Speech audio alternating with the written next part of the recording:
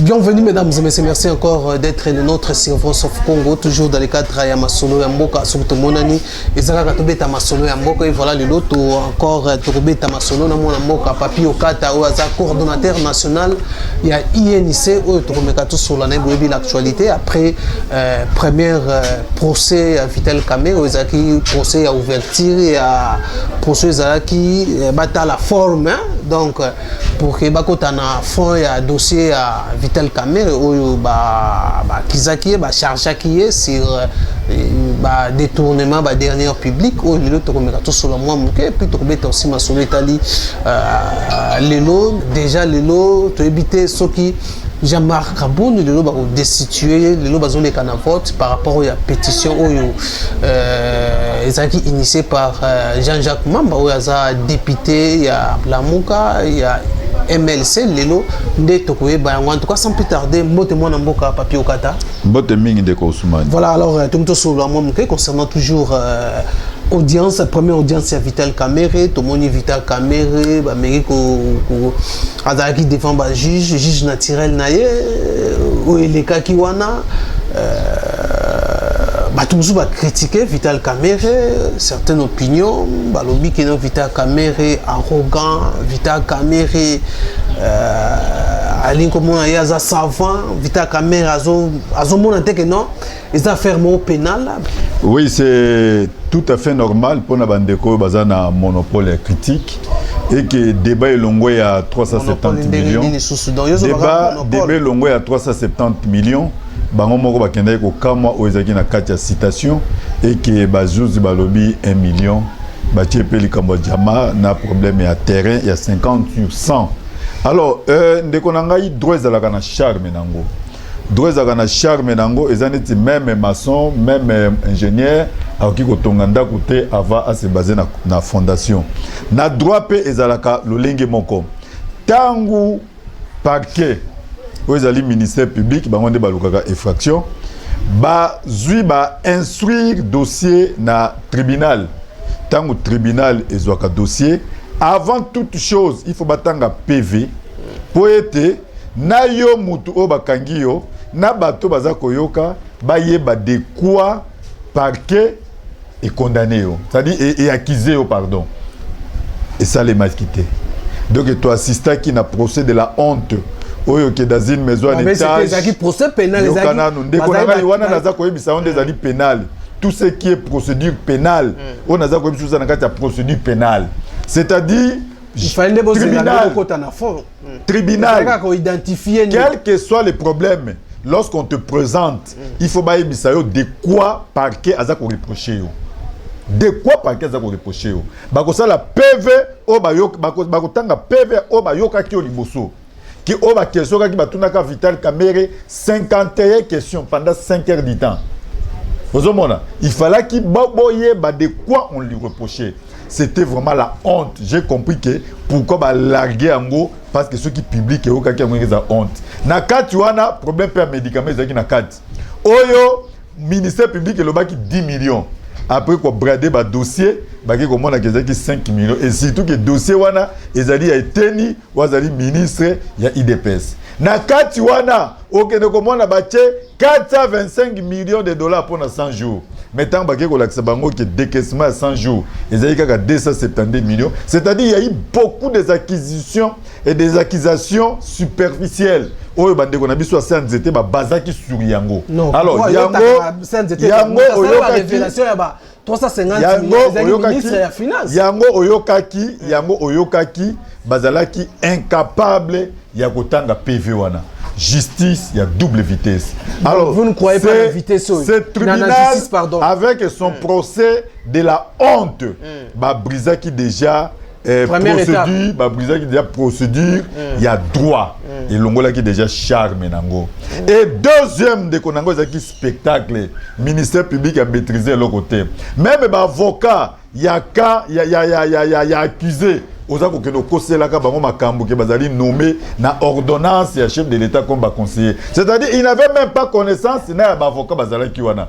Alors c'est ce que nous avons assisté na tribunal de la honte na ministère public téléguidé Donc c'était vraiment ça. Donc au lieu botal aspect wana parce que c'est la justice qui élève une nation mais beaucoup botal il était arrogant. Téléguidé justice wana tribunal wana yozo. Il était arrogant pour Nabino, vous avez cru que parce que vous checkez la situation wana, vous devez être en face d'un homme abattu. Non, c'est un intellectuel tout fait. Il était étudiant à passer dans l'étape wana nyoso, c'est-à-dire il s'est déjà préparé parce qu'il connaît les joueurs et leur jeu.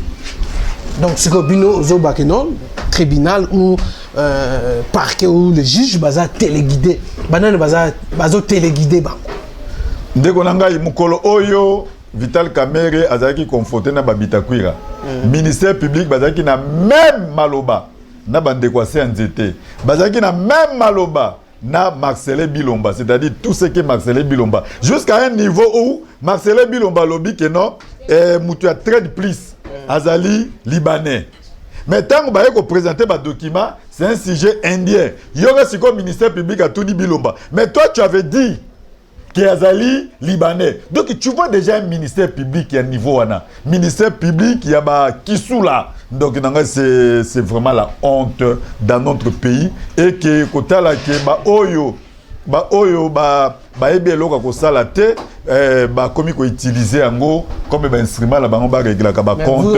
Je crois que le peuple qui est souverain, le peuple bo applaudisa ki bino nyonso ke bakisula ba critiquer non bozongi si bato akala si ko lelo bo komi ko bundisa bango kaka bato bo betela ki maboko c'est maintenant que je viens de comprendre pourquoi bato yi DPS ba jubila ki tang ba noma ki bakisula na binope ils ont vraiment na binope bino nyonso bo sepela ki pour la valeur.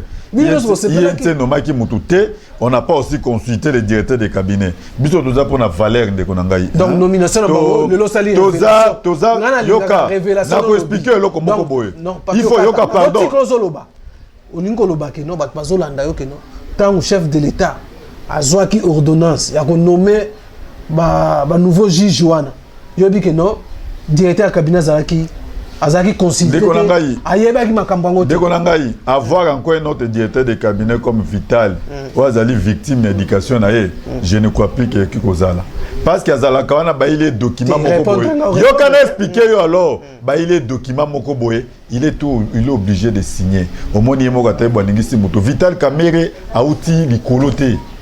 Azamutu Oyo, Azaki formé sur l'État. Dans la période de Mobutu, il a travaillé dans 13 gouvernements, dans 13 ministères. Donc, dans 13 ministères, pardon. Comme directeur de cabinet, comme directeur de cabinet, comme directeur de cabinet adjoint, comme chargé de mission, comme conseiller directeur de cabinet administration.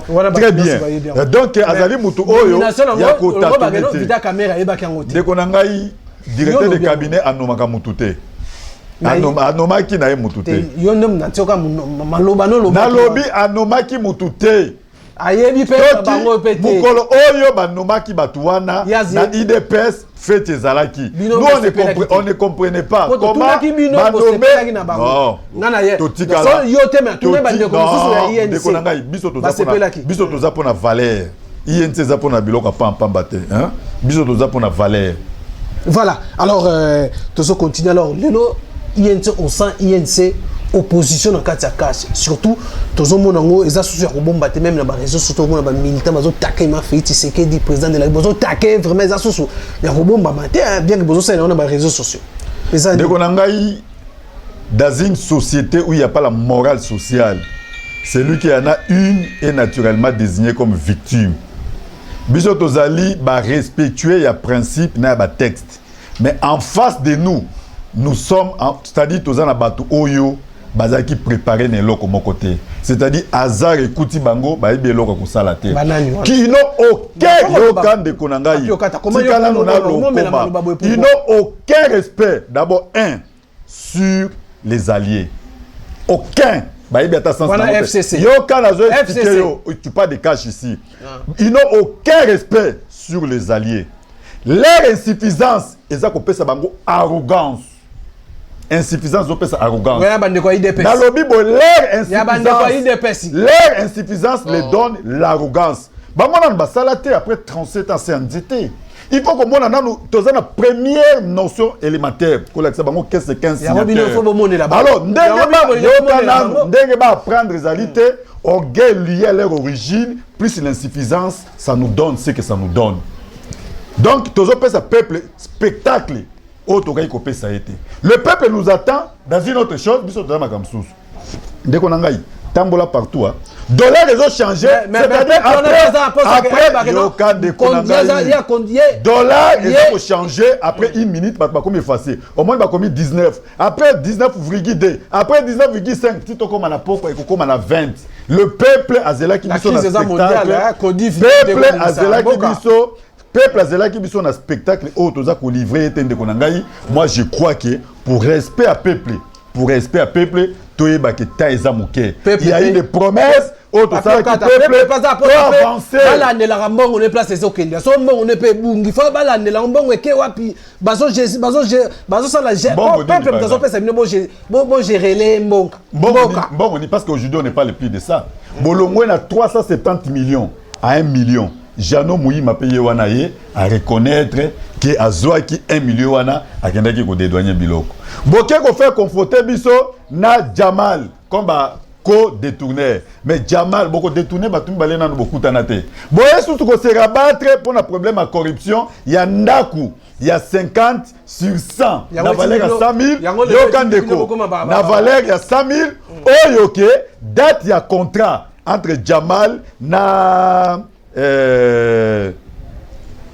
Soraya Basignaki Yango le 23 janvier 2019 n'avait à prestation serment il y a président Fachi. Alors vous voulez que nous l'UNC toi qui nous s'intéresser dans ma campagne l'UNC bozo silika pona ni coalition ezana wana coalition bosala ezate que coalition ya ba individu coalition za ya ba parti politique bozo silika la nini il sait que je vous parle ici. Avant on répondre. Depuis Kalana Ebisaki yo, qu'on lié ba comportement ya ba individualité na coalition. Coalition yo kande konangai. Coalition ezali héritage. Fachi azali yazali héritier biso pe héritier. Mais ezali liquidateur. Bison tozali héritier. Ezala liquidateur, ezala héritier mutu moko ki ko benga na muninga zate. Yango na esa ko na lobby c'est que ça nous a donné, c'est que ça nous a donné le pouvoir ko kende ko comparer ka yango na makambo te. Tozaka ka ko dénoncer de konanga. Est-ce que ebi ke na administration zaka na charme nango? Administration zaka na charme nango. Surtout le roi Batu. Ordonnance oti kota Eberango. Toi tu appelles ça directeur cabinet. Toi tu appelles ça ordonnance. Batangi na télévision nini yokana ndeko nanga batangi na télévision nini communiquer voilà balobi a combien terminé par rapport à indisponibilité que dit la loi déclare l'indisponibilité après 6 mois tikana ndeko ezaka yoka ezamboka to respecter yango loi ezako déclarer mutu indisponible pendant après 6 mois c'est ça que dit la loi. Or administration c'est ça là déjà nyoso soko zawana te précédent directement à l'intérim et Berando a signé yoka et Berando a signé qui pour la nomination il y a François Mwamba et Berando a signé qui sous ordonnance oh il y a morné au banoma qui va to église pour un problème à Covid et Berando a communiqué sur l'instruction du chef de l'État pour la côté les méla prérogative il y a ministre à fonction publique sont des choses qu'il faisait déjà. Alors il faut qu'on respecte des vous savez lorsque vous venez des affaires dans les affaires après 36 ans d'été boya na problème na bino pyramide renversée même administration ça kana charme nango alors bon même na biloko bongo te parce que biso toi quand même na camarade bazar étranger lorsqu'on vous appelle de konangai na soni dernièrement moi je t'avais parlé de Berando qui semblerait avoir déjà un diplôme au Azanango mais il faut qu'on l'appelle droit administratif de konangai. Quand est-ce que vous pouvez déclarer quelqu'un indisponible? Loi lobby après 6 mois. Il signait déjà d'autres documents comme intérimaire. Depuis quand Bastatuaka 1, ça dit pas comme intérimaire par un communiqué dans la chaîne nationale. Alors tout ça, ils allaient au Congo, ils allaient vivre en Congo. C'est comme Simbo qui bandit les lots. Donc, selon certaines opinions, Bando passé déjà Babino, moment où il fallait faire ça suspendre ta caméra. Caméra peut le voir démissionner. Dès qu'on a eu, Nassi na ebisaki na lobby, Kamer est directeur de cabinet par rapport à son apport. Par rapport à son apport. Dans le lobby, il va démissionner pour une raison. Parce que jusque-là, il a joué la présomption d'innocence. par rapport à apport ndeko na ngai bobi ma malete na oezali mutoki ya mutu ko ça le comportement nguma te batona bazaki na 36 ans na CNZT grâce à l'apport ya Vital aujourd'hui on peut appeler Félix Tshisekedi président de la République. Alors ceux qui écoutez ceux qui bino bolingi boko ma yoka ceux qui bolingi boko ma malin na sièra mutu même nature et qu'on rattrape. Parce que vous voulez parler, c'est comme si Kabila qui sous-ensemble, c'est les accords. Kabila, nous pouvons tout dire de Kabila. Ce monsieur connaissait ce que c'est les accords. Alors, quand nous sommes dans les accords, un accord, comme sous-ensemble, les accords, c'est des accords. Le même Kamere, Oyo, toi, na CNZT, benga qui est coach. Les mêmes caméras. Les gens vont changer des bases sous terre, milieu, parce que bazana nini benga armée numérique, pour la fake news. Alors, les gens vont benga sous bongo comme débat pour la photo, pour la boy. Oh, nyoso yo bango banga miwata qui peuple. C'est déjà élargué. Mais alors, c'est la mère publique et où t'es coutima, il y a mbongo, il y a peuple, il y a petit peuple. Babino, faut pas ça la banquette. Bino mabe bozo silikina pona ni. Mabe za wapi ya bino. Ndeko nanga. Na droit quand on parle de clameur publique. Après avoir que saisir mais pour justice et que nos condamnés, il faut pas réunir il faut pas réunir ba document. Clameur publique au balobaki ya ba saut de moutons eza wapi parce que le tout est banaki na clameur publique, il y a saut de moutons. Saut de moutons na mouton ya kana saut de moutons mouton ya kana ngo Christian Tshisekedi. Mais clameur publique tango bimaki. Armée numérique a fake news il y a battu en DT et le baki que Vital Kamerhe comme c'est un homme d'état, il a surmonté sur ça. Et 15 millions donc même à 15 millions wana ndeko nanga clameur publique et bandaki wana pona bandeko wana kaka mais les loyo. Est-ce pourquoi on ne parle plus de cette histoire de 15 millions? C'est parce que basi va comprendre que non bango te balia ki mbongo 15 millions. Comprendre que non c'est Félix Tshisekedi qui veut laver maintenant Kamerhe. Ndeko nanga Félix Tshisekedi azali kolo ya droite. Ozoka awaza kolobaka akosimisa na problème à justice te justice ministère public ezana pona koluka infraction les groupes d'individus va détourner 15 millions chef de l'état de son état ake kolobaka non ezali rétro commission mais ekoki ko balayer justice te justice il faut que ne koyeba 15 millions ba contribuable ke wapi ozoka 15 millions va contribuer mais pour le lobby qui a justifié en gros déjà qu'on justifié au moment où il n'a pas été saisi par la justice. Il y a un problème avec clameur public et aux autres bawana. Tant que bandeko basali baisse na bango clameur public pour na 15 millions. Ministère public il faut saisir yango. Boke ne koyeba banani baza sima 15 millions. Tant que ministère public OK ko loba kino pour na ba clameur public pour na problème ba so mouton. Il faut que benga bato na saut de mouton. Tant que ministère public lobi pour na clameur public pour na ba problème ba médicaments. Pourquoi ben la gango? Même ba problème boke ko sélectionner ya ba maison préfabriquée wana. Mama nani oyo. Yende mouton qui na marché n'est pas Jamal. Et Jamal a kotanga mama nani oyo. Maman, on ne fait pas les choses comme ça. Oyebi ke yonde oyaki na marché wana. Oyebi ke marché ezali 57 millions. Oyebi ke bopesa ki Jamal 48 millions. Oyebi ke bozwa ki 9 millions. Pourquoi vous allez accepter qu'un innocent azala na prison par rapport à la position naie parce qu'il a le droit, le devoir de retenir. Boza ko profiter na culture naie, mais ça ne doit pas se passer comme ça. Mais na papio kata lobby tout mais c'est comme si tantôt, Félix Tshisekedi d'abord qu'on s'est mixé dans ma gambetali justice, tantôt vous tirez sérieux. On ne comprend pas. Bino bolingini, balingi Vital Kamerhe, aza présumé innocent. Non nous ba condamné bino bozo sala ba pression, bino bozo taquer, bozo sala ba attaque. Pour finish, nazo ebate so bozo lukanini. Boyebi ke ba okangaye ou ezanini. To bozo banga kaka yaka ko bozaka na bokotika na kobanga. Ndeko nanga Kamerhe azali na prison illégalement par la volonté d'un individu. A expliqué qu'il avait agi comme directeur de cabinet au nom du chef de l'État. Le programme a été approuvé par le chef de l'État. Tout ce qu'il a engagé comme dépense, il y avait toujours paraphe, il y a chef de l'État. Il vous avait dit ça. Et il y a Bino qui bazala qui neuf na carte supervision. Yemokonde azako purgé. Et il y a Bino qui coordonnateur, c'est M. Nicolas Kazadi, ambassadeur itinérant chef de l'État. Même à temps aux aveugles, jusqu'à ce point-là, il faut bien expliquer que Kamera est victime d'un individu. Alors, question nanga. Est-ce que INC beaucoup opposant à Kati, beaucoup opposant à Kati à cash dans FCC? Dès qu'on a eu, Nassine a expliqué qu'on a lobby qu'on s'angissa comportement et au katate, comportement d'individu na cash. Cash a corrosé à 5 ans. Pour le président Félix a commis wana par rapport au apport il y a INT. C'est Cash qui lui a donné le pouvoir. Voilà. Donc tu as le pouvoir pendant 5 ans. Jouer avec tout ce que vous allez jouer, n'a pas malinité, n'a pas beaucoup jouer. Mais suer ya mutu, mutoki ya mutu, va profiter à kanangote. Parce que c'est la présence de Vital qui vous dérange. Parce que INT a qui peut qu'on compte en alliance après avoir tant que tu es à Genève. Président Félix Alobaka, le changement c'est failli. Vital a tel babino moi na maïaka tabazali na Nairobi bazali ka bango balé tango bazalaki na Nairobi bazali ka bango balé. Alors on ne peut pas être malin dans ce sens là. Ozoka on peut pas être malin. Bon biso tozali ba nationaliste. Moi José Papier Okata j'ai battu la campagne à président Félix. 101 fois appelé à président Félix. Ah on a bandé na qui 1714 voix. PV Nangezali. Et tout ce monde-là, voter qui peut président Félix. Après, c'est un infanté. Je le fais parce que ton ndima qui est dans le Manabiso.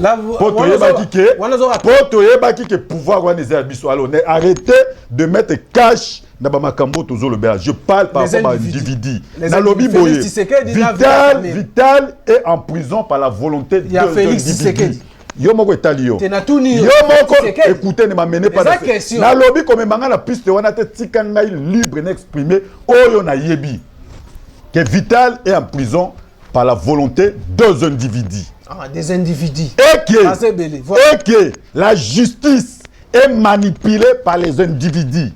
Et que ces individus basent justice pour régler ma compte na bango. Or, ce n'est pas par rapport à ça que les peuples nous ont donné le mandat. Les lois n'a dollars, ils ont déjà na 19,500. Pour la lobby et comme on a 20 spectacles de nit aux préparé les lango peuple na biso. Donc le peuple na ça qui m'a bé pour passer biso pouvoir. Les individus ont ça la Josane na FCC to na katia. Les konanga ici on ne parle pas de FCC. FCC FCC a ça qui preuve naie. FCC a signé ba accord naie. FCC a ça le single eko sala. Biso de tolère to na pouvoir. Yo somona qui FCC a livré peuple spectacle biso to sala. To ici pouvoir valeur. Immoralité mati. Batu haine mati. Ko se régler ba compte au moment où peuple aza ko zelelo ko mususu tozwa ki dollar na 16 inane a pamba to komisi yango 19,500 na nukutu to silicité alors dès qu'on a laissé Covid-19 on ne veut plus entrer dans ces pistes là surtout biso mbongo combien tozwa Covid-19 donc ils sont pas problème donc to avancer to avancer ndeko soko moni batu ya nzambe bayebi que il n'existe pas une gestion parfaite boké ko nommé bango na ordonnance à morné po bayebi que tant mi frère kozanga na séance était déjà babana ko finga bango baboy ko se sali parce qu'ils sont en train de voir. Moi mon père me disait toujours ceux qui bazo benga muninga tala et que basala nzambe pe baké ko comprendre yango ba comprendre yango ba kimi en tout cas ça passe. Alors parlons maintenant de la situation où ils ont en Assemblée nationale d'habiter yo so mona on a acquis c'est nani ko remplacer maintenant poste on a poste IDPS des poste ya cash polémique ça un peu place one les gonangai toza na accord au cas où toza na accord Jean-Marc Kabound toza na accord FCC cash toza na majorité na Assemblée nationale. Voilà. Assemblée nationale ezali ya biso cash pe ezali ya biso po biso nde toza majorité. Alors par rapport ya poste to kabola ki déjà poste wana ezali pona cash elingi koloba INT IDPS. Jean-Marc Kabound o banoma kiye mais toza komona présent olia zwa bato bakende na chantier na ye o bazo tongele na Kingabwa FCC mtepona it na majorité. Alors olia akende na chantier na ye oyo azosala na Kingabwa na ba société zo tonga so de mouton azwa inspecteur na ba casque ake pona ko évaluer ba so de mouton ko pesa ngo ba pourcentage. Jean-Marc Kabound olia kende na Assemblée nationale akende kosala musala na ye akenda na kasa epona kobake non bakofana na pouvoir ti Jésus-Christ akoya bafane na CNZT pendant 37 ans c'est inadmissible ba gérer que 5 ans. Jama Kabundo baza kozele na Assemblée nationale ye wana bengi bato na centre Nganda pona okende ko déclarer double rupture il y a FCC na INT. Alors Jama Kabundo bazo zele na Assemblée nationale ye wana partout fatia zo le kana baso de mouton il faut préparer ka batou pour ba kende ko finga Vital Muyibi ou bien ba kende ko ba no justice et Fachi caméra longo azwa liberté provisoire te. Alors moi je crois que travail n'est plus c'est en terrain parce que c'est un homme du terrain. Cette assemblée, il faut tout respecter en gros. Et puis même Bisomoko cash. Au moment où FCC va partenaire na biso babimisi madame Maboun. Biso to gono bimisi étudiant. Aux hommes là qu'il faut peut-être valoriser alors je vais demander cette fois-ci na cash. Naza kosenga cette fois-ci na cash bochia mutu oyo akovaloriser pe cash. Cash ezana ba intellectuel belé surtout na INT to zangité et na IDPS na yebi bato kwa ba masamba bazape ba valeur je crois que botia bato ba kosa musala oyebi que songa na kena assemblée oyebi que soki eza cash oyebi que na cash oyebi que songa na kena assemblée nationale na ke komona ba loi lutundula tango azalaka vice-président assemblée nationale le loyo vice-président assemblée nationale les sous na santé ezangitina mutango bakozela ekotoyo yewana zane kuna ko mobiliser bat pour bakene ko bake ba influencer justice fachi caméra zo liberté te alors c'est il est plus homme du terrain bacha mutu mususu je crois qu'il est trop avancé donc yoza pour bato nyoso bazungi ba qu'est-ce qu'on peut retenir de son passage de Konangaï on ne joue pas les figurants là où il faut réfléchir on ne joue pas les figurants là où il faut réfléchir. Voilà, mesdames et messieurs, là, c'était Papi Okat. Alors, nous sommes déjà à la fin. Il y a entretien Nabiso. Alors, un message, Moro Yasuka. Na bandeko balandio, na auto sololi, vraiment vite aussi, climat échangé, lumière za sumaka cité, na évité au kolo bandengeni ni, au message nous grouper ça par rapport à tout ce qui se passe, surtout na coalition na bino cash, surtout les lots bateau mususu balobi na bino que na bino beaucoup mis opposant à Katia cash. Na koyebisa bandeko na biso boye. Ce n'est pas que nous ne faisons plus foi dans la justice, mais justice c'est ce qui est par rapport à oyo bato CNZT, bango bazaka en avance. Mikolo bazo baka bako condamner Vital na tuni bango infractionnine. Kaka ne bando bako kanga Vital to tuna bango infractionnine. Et le pays est géré de cette manière. Voilà pourquoi on arrive à douter un peu presque à tout. Alors toza ko senga na ba congolais boy bino bo pesa ki biso 5 ans pour te présenter bino bilan par rapport à ba promesse. Mboke s'est jeté dans la dissation. L'état de droit marque à Parlement. L'état de droit marque à Parlement debout autres qui ont livré bino à double vitesse. Que Moukon en prison, Moïse Mbi et Libanda, que Kamer est en prison, Saïd Bazoui mandat d'amener qui est dans un papier hygiénique. Il faut comprendre que l'état de droit aux Anango. Justice est comme instrument à individu pour régler le compte na bango.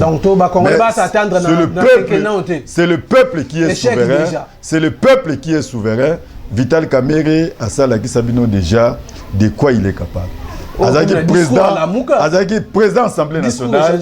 Azaki président Assemblée nationale, il avait Azalaki preuve naïe. Les lois cash bakomi ko tuna est-ce que tozala qui prépond à ko diriger bino nde bozali bazuzi ceux qui bakamaya na biso bakanisi ki bazui déjà bila ko présenter bino na 2023 parce que bavi bako violer accord ya Nairobi que bako présenter bino bila 2023 que bo pesa bango deuxième mandat bila auto promesse auto pesa ki bino ezaki arrestation ya ba caméra était pour la gestion à 272 millions na 2019 budget zalaki à 5 milliards 100 jours, ils ont eu 272 millions. Bon, je suis sûr wapi.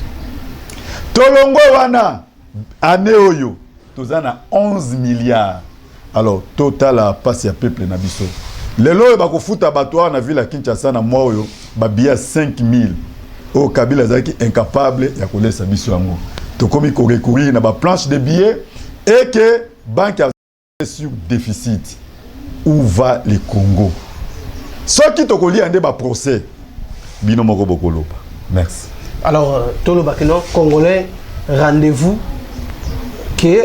où tout le monde nini promesse bo pesa ki bango ekomi incertain ndeko na ngai tout le ba vérité ndeko na ngai po ba pesa biso mandat to tambola ki partout to promettre ki peuple makambo ebele yeba que procès to za nango za pénal mutu nyonso batanga ke na procès pénal il faut aya to si to tangi déjà 9 personnes oyo bazala yokana no 9 personnes bazaki na supervision voilà bakoya to si to tangi coordination il faut ya mobimba mama oyo yondo liaki 9 millions ya 57 mama oyo etikali mama o ba ezabiso non azako jouir na ba privilège de juridiction lokuta maman ni oya c'est toi qui avait fait ce marché na Jamal ceux qui Jamal a tangi yote biso to kotanga maman nani bon tu vous allez chaque fois malin vous faites les histoires vous profitez oh vital vous faites les histoires vitales comment 48 millions et ça 48 millions